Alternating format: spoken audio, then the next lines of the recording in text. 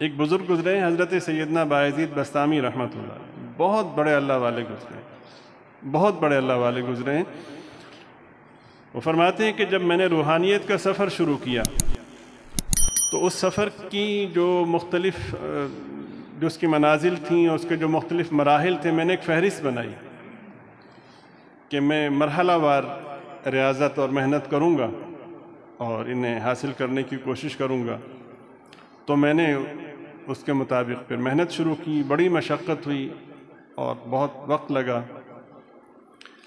ایک موضوع تھا، اس کو میں نے چھوڑ دیا، میں نے کہا اس کو بعد میں دیکھیں گے کون سا ضروری ہے۔ تو میں نے وہ ساری محنت کی، وہ ساری ریاضتیں کی، وہ بلند ترین مقامات روحانیت کے حاصل کیے، ایک سے بڑھ کر ایک، اللہ کی معرفت اور محبت کے حوالے سے۔ کہتے ہیں جب میں فارغ ہوا تو میرے دل میں آیا کہ وہ موضوع جو رہ گیا تھا اسے بھی تو دیکھوں۔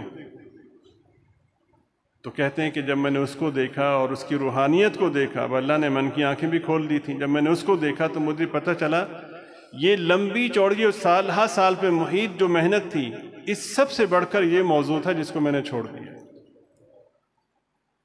چنانچہ پھر میں نے اللہ سے توبہ استغفار کی اور میں نے اس کو اختیار کیا۔ تو پوچھا گیا کہ حضرت وہ موضوع تھا کیا؟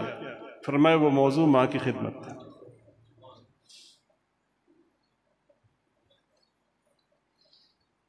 والدہ نے فرمایا کہ بیٹے ذرا دروازہ کھول دو تھوڑا سا، بہت زیادہ کھولو گے تو ہوا تنگ کرے گی، بالکل بند کر دو گے تو اندھیرا ہو جائے گا، تھوڑا سا کھول دو۔ خیر یہ کہہ کے وہ لیٹ گئیں۔ صبح جب آنکھ کھلی والدہ کی تو دیکھا دروازے کی طرف، تو کہنے لگی کون؟ بایزید تم بیٹھے ہو؟ جی اماں جان۔ تم کیا کر رہے ہو؟ تو کہنے لگے کہ آپ نے رات جب کہا تھا کہ تھوڑا سا دروازہ کھول دو تو تھوڑا سا میں کھولتا تھا تو وہ یا تو بہت زیادہ کھل جاتا تھا یا بند ہو جاتا تھا، تو میں یہاں پہ ساری رات اس کو پکڑ کے بیٹھا تھا۔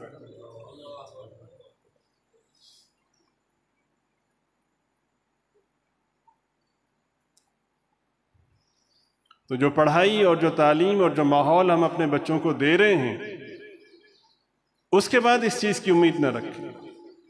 ہاں پاکیزہ ماحول دیں، دینی ماحول دیں اور وقت دیں، صرف مدرسے کے حوالے کرنا ہی کافی نہیں ہے، وقت دیں اور اللہ تعالیٰ سے دعا کریں۔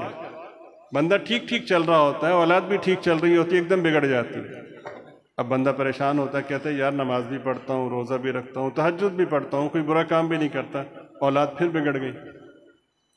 وہ اللہ پاک کی طرف سے ایک اضافی محبت کے لیے جھٹکا ہوتا ہے کہ اولاد کے ٹھیک چلنے سے تم بے فکر ہو گئے تھے، اب اولاد نے تھوڑا سا تنگ کیا ہے تو کیا کرو گے؟ نکال دو گے؟ کاٹ کے پھینک دو گے؟ کیا کرو گے؟ ایک ہی طریقہ ہے کہ وہ جو ہمیں بھول گئے تھے دوبارہ ہمیں یاد کریں۔ قلوب ہمارے اختیار میں۔ تو ارشاد فرمایا کہ بانجھ وہ نہیں ہے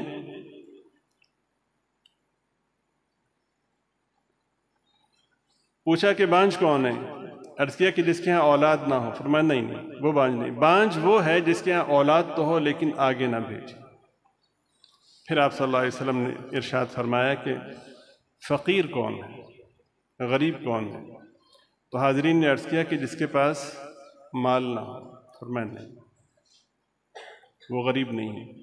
غریب وہ ہے کہ اور کامل غریب کے الفاظ ہیں، کامل فقیر اور مفلس وہ ہے کہ جس کے پاس مال ہو لیکن اس نے آگے نہ بھیجا، وہ کامل فقیر۔